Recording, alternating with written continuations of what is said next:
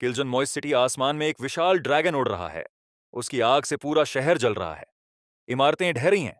लोग चीखते हुए भाग रहे हैं। फ्रंटलाइनर्स हैरान हैं। ये अचानक आया कहां से? तभी किसी की नजर पड़ती है व्हाइट नाइट पर, वो खिलाड़ी जिसने अकेले ही नेशनल बॉर्डर पार कर लिया था।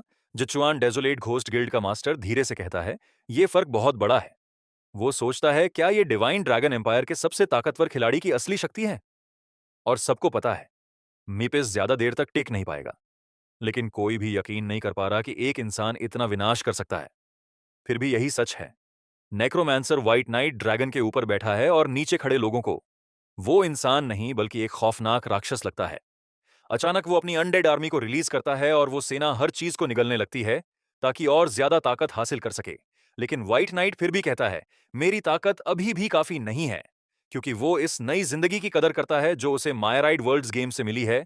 और उसका सिर्फ एक ही लक्ष्य है, और ज्यादा ताकतवर बनना।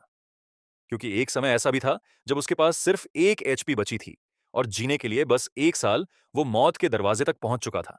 लेकिन फिर भी बच गया। और यहीं से शुरू होता है उसका अतीत। कुछ महीने पहले ब्लू स्टार के एक अस्पताल का कमरा, जहां सु मुबई नाम का एक आदमी लाइफ सपोर्ट मशीन पर पड़ा है। उसके पास खड़ी उसकी मंगेतर लियू रुअन ठंडे स्वर में मशीन को एडजस्ट करते हुए कहती है, अगर तुम मर गए तो भूत बनकर मत आना। मुबई सब पहचान लेता है। उसका शरीर हिल नहीं सकता, लेकिन दिमाग पूरी तरह जाग रहा है। वो सोचता है, मैं अभी मरा भी नहीं, तो ये मशीन क्यों हटा रही है? लेकिन रुआन बिना किसी भावना के कहती है, तुम वैसे भी एक मरे हुए इंसान जैसे हो, मैं बस तुम्हें वो आजाद कर रही हूं। और तभी सच सामने आने लगता है। मुबाई, जो कभी ब्लू स्टार का नंबर 1 गेमर था, जिसकी संपत्ति खरबों में थी, एक एक्सीडेंट के बाद एक जिंदा लाश बन चुका है। तभी दरवाजा जोर से खुलता है और अंदर आता है उसका दोस्त जोशु, जो हंसते हुए कहता है, क्या हुआ, खत्म करने में देर क्यों कर रही हो? और फिर ताना मारता है, कहीं तुम सच में उससे प्यार तो नहीं करने लगी? मुबई अंदर से हिल जाता है, और तभी श्याओशु सच्चाई उगल देता है। मुबई के माँ बाप तो पहले ही मर चुके हैं। जैसे ही ये मरेगा, उसकी सारी दौलत तुम्हारी हो जाएगी। और उसी पल मुबई को समझ आता है कि ये दोनों पहले से मिले हुए थे। शाओरुन को अपनी बाहों में खींचते हुए कहता है, 5 साल पहले मैंने ही इसे तुम्हारे पास भेजा था। सब कुछ इसी दिन के लिए प्लान किया गया था। और रुअन ठंडे अंदाज में कहती है, तुम्हारी गलती थी जो कार एक्सीडेंट में इसे मार नहीं पाए। मुबाई का दिल पूरी तरह टूट जाता है। जिस दोस्त को वो भाई मानता था, जिस लड़की से वो प्यार करता था, दोनों ने उसे धोखा दिया। श्याओ हंसते हुए कहता है, आज अगर भगवान भी आ जाए तो भी इसे नहीं बचा सकता।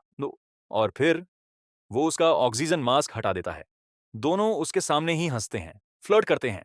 रुअन कहती है, अभी नहीं, एक लाश के सामने ये सब करना बदकिस्मती लाता है। श्याओ हंसते हुए उसे गोद में उठाता है और कहता है, थोड़ी देर में देखता हूं तुम्हें। और उधर मुबई सब कुछ सुन रहा है। उसका दिमाग पूरी तरह जाग रहा है, लेकिन शरीर धीरे धीरे दम तोड़ रहा है। अब उसे सब समझ आ चुका है। शुरू से ही ये दोनों उसे मारने की साजिश कर रहे थे। फिर भी आखिरी बार वो अपने शरीर को हिलाने की कोशिश करता है।